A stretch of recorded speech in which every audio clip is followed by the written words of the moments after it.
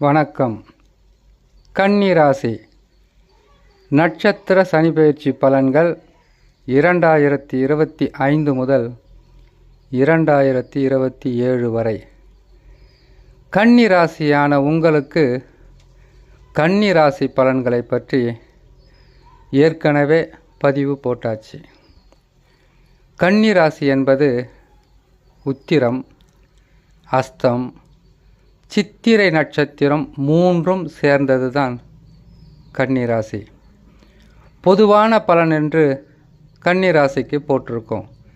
இது ஒவ்வொரு நட்சத்திரத்திற்கும் அந்த நட்சத்திரங்கள் என்ன தசை நடக்கிறது, வரக்கூடிய கண்டக சனி சாதகமாக இருக்குமா பாதகமாக இருக்குமா, பாதகமாக இருந்தால் கூட அதிலிருந்து மீண்டு வருவதற்குண்டான பரிகாரங்களும் சொல்லப்படும். கேட்டு பயன்பெறலாம். எதற்காகன்னு கேட்டிங்கன்னாக்கா, எல்லா ராசிக்காரர்களுக்கும் கெடு பலன் வருவதற்கு முன்பதாகவே உங்களுக்கு நேரம் சரியில்லை, அதிகப்படியான கெடு பலன்கள் வரப்போகிறது, நீங்கள் விழிப்புடனும் முன் எச்சரிக்கையுடன் இருக்க வேண்டும் என்று சொல்ல வேண்டியது ஒரு ஜோதிடரின் கடமையாக இருக்கும். கடமையை நாம் கரெக்டாக செய்துக்கிட்டு போகலாம். நற்பலன்கள் என்பது அந்த கடவுள் தருவார். சரி, கன்னி ராசியில் இருக்கின்ற உங்களுக்கு வரக்கூடியது கண்டக சனி. கண்டக சனி மட்டுமல்ல, குருவும் இந்த 2025 பாதகமாக வரப்போகிறார். பாதகம்னா ஒரு மனிதன் நிலையாக இருக்கிற வரையில் பெரிதளவு பாதகங்கள் வந்து தொல்லைகளும் கஷ்டங்களும் கொடுக்காது. இதே மனிதன் நிலைமை தவறினால் உறவு சிக்கல், தொழிலில் நஷ்டம், குடும்பத்தில் கஷ்டம், கணவன் மனைவிக்குள் பிரச்சனை, நண்பர்களிடையே போராட்டம், வாழ்க்கையில் வரக்கூடாதது எல்லாமே வருவதும் கிடைக்கக்கூடாதது எல்லாமே கிடைப்பதும் தான் கெட்ட நேரம் ஒரு மனிதன் அவருடைய வாழ்க்கையில் சந்திக்கக்கூடாதது. அப்படி இருக்கும்போது கன்னி ராசியான உங்களுக்கு கண்டக சனி பெரிதளவு பாதகத்தை தராமல் இருக்க வேண்டுமென்றால் ஜாதகத்தில் நடக்கக்கூடிய தசான்னு ஒன்று இருக்கும். கன்னி ராசியில் இருக்கக்கூடிய உங்களுக்கு குரு பகவான் பெரிதளவு பாதகம் தராமல் இருக்க வேண்டுமென்றால் உங்களுடைய ஜாதகத்தில் நடக்கக்கூடிய தசா ஒன்று இருக்கும். அதை பற்றி தான் மேசம் முதல் மீன வரையில் உள்ள 12 ராசிக்காரர்களுக்கும் இப்பொழுது பார்க்கக்கூடிய பதிவாக இருக்கும். சரி, பலன்களுக்குள்ளே போயிடலாம். கன்னிராசி முதலில் உத்திர நட்சத்திரம்.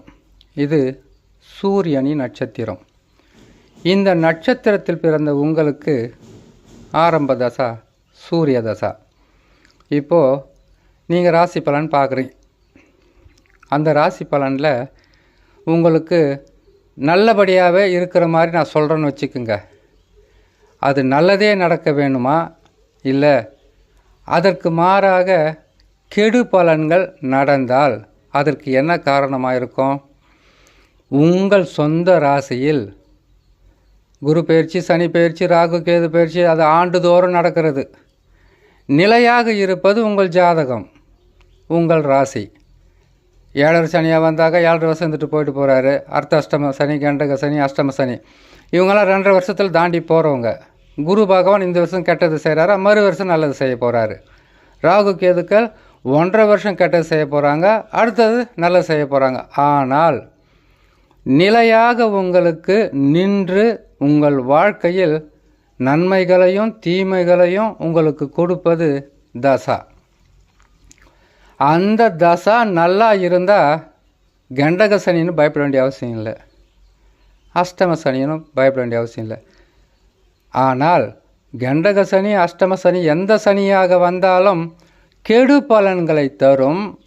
உங்களுக்கு நடக்கின்ற தசா நல்ல நிலையில் இருந்தால் அந்த கெடு பலன்களை தடுத்து உங்கள் வாழ்க்கையில் ஏற்படக்கூடிய துன்பம், வேதனை, அவமானம், கஷ்டம், உறவு சிக்கல், பணம் நஷ்டம், பொருள் விரயம், இது அனைத்தையுமே தடுத்து ஓரளவுக்கு கஷ்டத்தை கொடுத்து உங்களை காப்பாற்றும். தெளிவாக சொல்லிட்டேன், நல்லா புரிஞ்சுக்குங்க. சரி, உத்திரம் நட்சத்திரம் ஆரம்ப தசா சூரிய தசா, அடுத்தது சந்திர தசா, அதுக்கடுத்தது செவ்வாய் தசா, அதுக்கடுத்தது ராகு தசா, அதுக்கடுத்தது குரு தசா, அதுக்கடுத்தது சனி தசா, புதன் தசா, கேது தசான்னு தசாக்கள் மாறி மாறி வந்து கொண்டே இருக்கும். இப்போ உங்களுக்கு என்ன தசா நடக்குது, இதுதான் பேசும் பொருள். இப்போது தசாவாக நடத்தி கொண்டிருக்கக்கூடிய கிரகம் உங்கள் சொந்த ஜாதகத்தில் லக்கினத்திலிருந்து கணக்கிடும்போது ஆட்சி பெற்றிருக்கிறதா, உச்சம் பெற்றிருக்கிறதா, அல்லது கேந்திர திரிகோணம் பெற்று சமம் நட்பாக இருக்கான்னு பாருங்கள். அப்படி இருக்குதா, கண்டக சனி, அஷ்டம சனி, ஏழரை சனி, அர்த்தாஷ்டம சனி, குரு 10க்கு வந்துட்டார், சனி பகவான் உங்களுக்கு கெடுதல் செய்ய போகிறார், ராகு பகவான் உங்களுக்கு பாதகத்தை, அதெல்லாம் நம்ப வேண்டிய அவசியமே கிடையாது.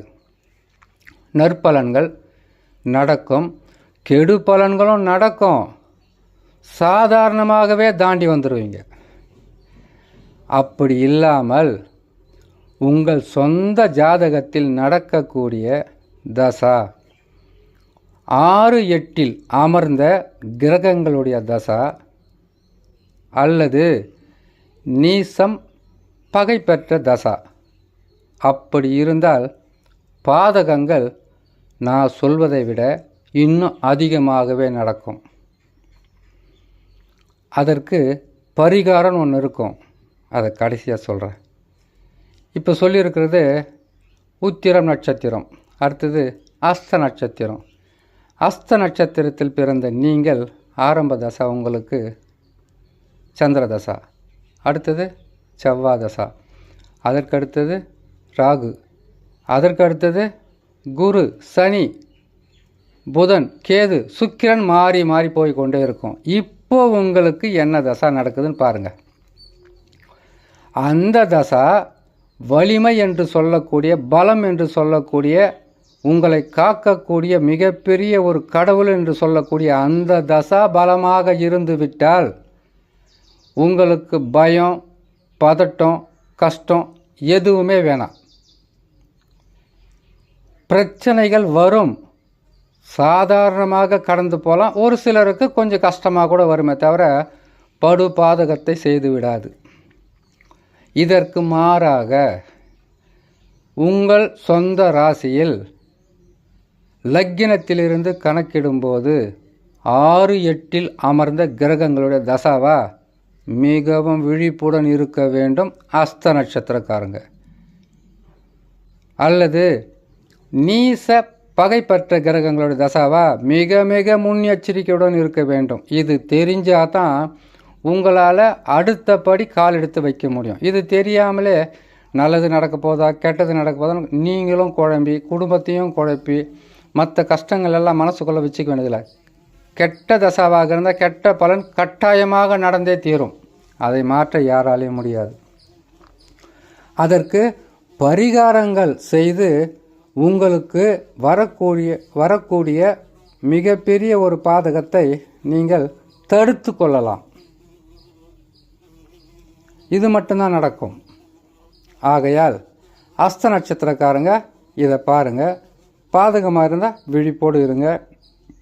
பரிகாரங்களை கடைசியாக சொல்கிறேன், நீங்கள் கேட்டு பயன்பெறுங்க. அடுத்தது சித்திரை நட்சத்திரம், இது செவ்வாயின் நட்சத்திரம்.